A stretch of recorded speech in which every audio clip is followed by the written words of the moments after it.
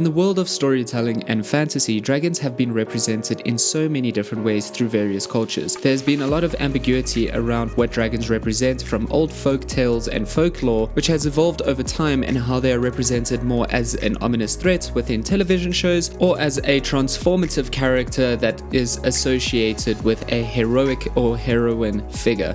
However, there are many ways to kind of represent a dragon, and what makes this really fun is that dragons are obviously a fictional type of being, allowing us a lot of freedom in terms of how we represent their features and ultimately how to play around with various aspects of our dragon design. So with that being said, hey guys, my name is Matt. Welcome to another video by Art in Context, where we explore various art related topics, and in today's tutorial we will be breaking down the process of how to go about designing or drawing your own dragon. Now this tutorial is done with very simple materials, so you can obviously work with whatever drawing materials you have, but there are some key things we want to break down first, and that is the skeletal structure. Now we can start with a light sketch of the general shape of the dragon's skeletal structure, and we want to start with a simple head shape and a line that flows and curves, which will determine the length of the dragon from head to tail. Now naturally you can explore a lot of reference images on the internet where you can see how different cultures represent different types of dragons. In this case we will be kind of drawing a lot of inspiration from an Eastern representation of dragons, something that you might see in anime or in old cultural Chinese paintings. Again, obviously dragons have various visual representations, so it is really a rich area to draw inspiration from as you kind of search the internet for some reference images. But as we continue, we then want to draw in the chest area of the dragon, and this is where we start to consider its kind of rib-like structure and its bodily shape. Often the upper chest area is slightly larger than that of the rest of the lower body. The legs of the dragon are quite similar to that of a dog. Again, in this case we are kind of drawing in some legs, so we'll find that dragons tend to draw a lot of inspiration from other animals naturally, and in this case we're kind of drawing inspiration from the hind legs or the front legs of a dog, so where the tibia and the femur tend to be slightly long and bend inward toward the talons or the claws. Now the feet of the dragon will have a little bit more of a hand-like structure, but a little bit more lizard-like to that of, or compared to that of, its hind legs. The legs also tend to connect to the hip structure, which is slightly smaller than the chest of the dragon, and we also want to make sure that both legs are visible. However, it is important to make sure that the legs in the background are slightly smaller. Naturally, the perspective from which you are drawing the dragon is also going to have an effect on how it is visually represented. In this case we are kind of drawing the dragon from a side angle, so as we continue, the wings of the dragon are generally quite large in comparison to the body, and this is because they need to support the entire body when the dragon is in flight. The wings also have elongated digits that extend through the edges of the wings, or towards the edges of the wings rather, and you can also explore different positions of the wing and how they flow to determine different types of motions and movements. So in many instances dragon wings can curve or form around the body weirdly to define a little bit of shift in motion. Again, this is where we also can consider the mechanics of the body. So naturally, obviously a dragon is a fictional character or being. However, we still want to consider some more realistic concepts and whether we want to stick to them or deviate from them. And in the case of the wings, having them slightly larger does give a little bit more of a realistic kind of creature in flight, and how that wing structure can actually support that creature in the air. Now the next thing we're going to do is, once we have a generalized sketch of our dragon, we can then start erasing the drawing of the dragon, and this is going to just kind of leave us some ghost lines to work with as we start to integrate a little bit more of a refined sketch and start working in refined features of our dragon. Now we always want to start with the head. The head is really fun, and again this is where you can consider a more dog-like shape, or you consider a more cat-like shape in the dragon's face. You can play around with the features, but starting with the head, we now want to form the dragon, slowly working on all the different features. We do want to start with the head and work our way through the rest of the dragon, and there are many art styles once again to draw inspiration from for your dragon drawing, so try to play around with the features. With the face of the dragon, you could draw inspiration from a more dog-like face. Again, this is very similar or related to more Japanese and Chinese style dragon representations. However, the intention is to build your dragon around the skeletal form and explore variations of characteristics. Dragons are fictional, which means you can try different things, and I can't emphasize that point enough. It's really up to you. There is a lot of play and a lot of freedom around how you represent these features. You could potentially make the wings also quite bat-like, which can work as a really good visual reference for anatomical wing structures. Again, dragons are drawing inspiration inspiration from a lot of actual real life animals and creatures. So for instance, if you want to kind of represent the wings in a certain way, you can look at winged creatures, whether it is a bird or a bat. In this case, using the bat-like structure of wings is very common within dragons, especially if they have wings. As their arms extend through the wings, it kind of has a little bit more of a mythical quality. So you could potentially make the wings quite bat-like. Dragons are a combination of these various animal features contextualized in a single fictional creature. So the result is a dragon, and there are many different types of dragons, which means you have a lot of creative freedom. You can also add horns and spiked ridges along the spine and tail of the dragon, and this is where you can allow yourself to kind of use the skeletal form as a reference and then explore various ideas in terms of how those features on the surface of its skin are represented along that skeletal form.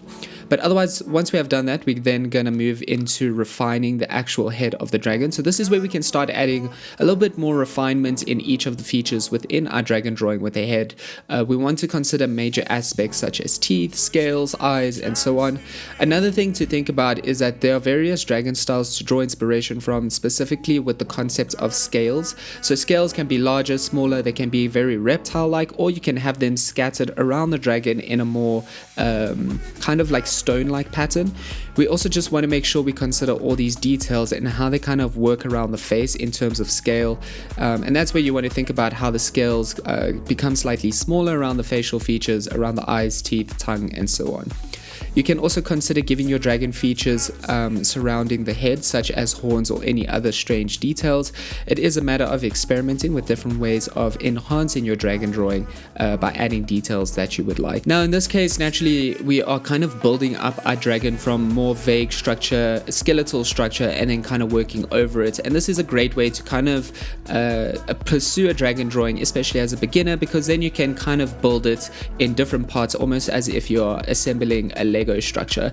Starting with the head, because the head is very detailed generally, is a good idea, and then we can slowly apply the same concepts of detailing and refinement that we have done for the head to the rest of the body, which brings us to the next stage of refining the body of the dragon. So we want to start adding scales to our dragon. Now naturally, scales are very specific to a different type of dragon representation, which we see a lot more in modern representations or Western media, maybe in something like Game of Thrones, and this is where we can maybe consider whether it actually enhances or takes away from our dragon design.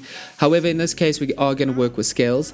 With a dragon scale drawing, scales don't have to have this snake-like pattern. They can be quite pebble-like or even irregular shaped.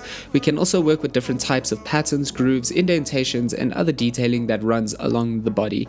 This is where we also want to consider maybe shading as a means of enhancing these details within the dragon drawing, as this can really emphasize the three-dimensional qualities of how those protrude from the surface area of the skin. So you can also explore creating different tonal values in different areas of the dragon, and this is a great way to give variety to the color and overall textural qualities within the dragon.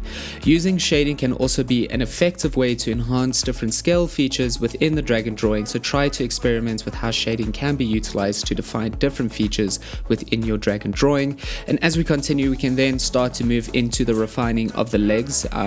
It is really important to think about how the legs as a structure is kind of defined with bones. This way we can visualize how shading would be formed along the various indentations and protrusions within the structural qualities of the leg.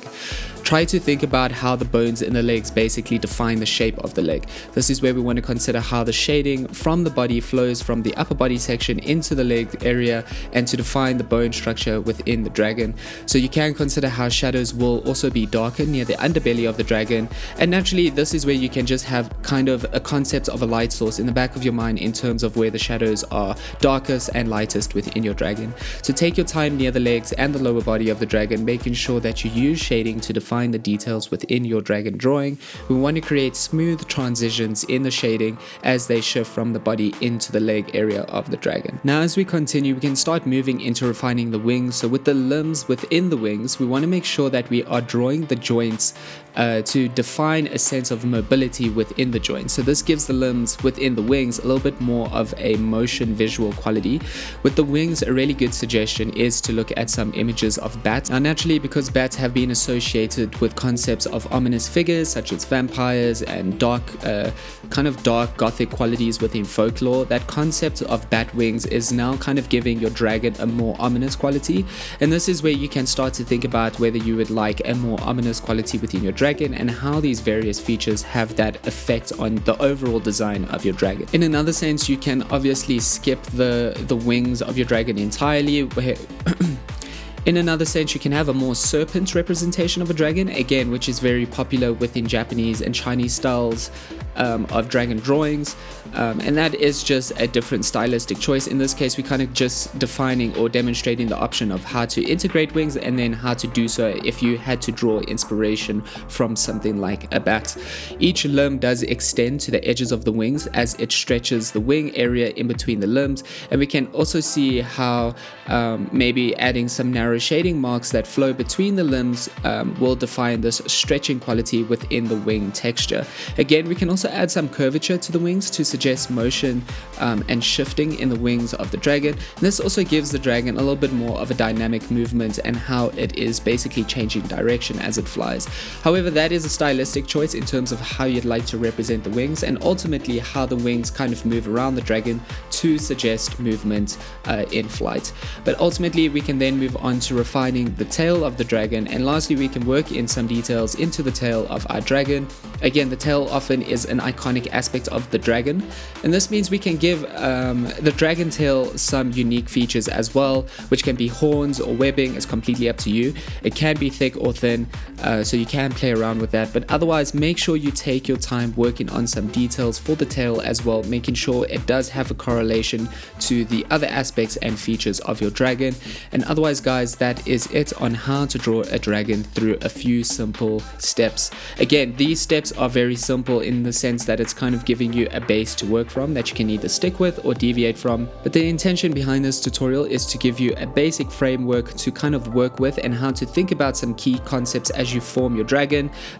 Some key things to think about is kind of maintaining some consistency in your stylistic choices. So for instance, if you are going to work with scales, maybe consider having scales represented throughout the entire structure from head to body to tail. You can think about maybe working more consistently with animalistic features. For instance, if you are going to have a dog-like structure within the face, maybe consider integrating dog-like hind legs within your dragon. But then you can also mix it up, maybe have more lizard-like talons and hands and feet within your dragon drawing. Again, it's really up to you. Draw a lot of inspiration from different animals, mix it up and see how it ultimately is contextualized within a single dragon drawing. And again, consider how different features from different types of animals have a ominous or positive quality in the overall aesthetic of your dragon. For instance, bat wings are associated with more darker, gothic, ominous characteristics, and therefore can have that same effect within your dragon drawing. But ultimately, guys, here are some key concepts and some simple steps that you can follow in terms of pursuing a dragon drawing. Ultimately, the most important thing is to play around. And remember, dragons are fictitious creatures that can be represented in many ways, and you can draw a lot of inspiration from various cultural representations of dragons.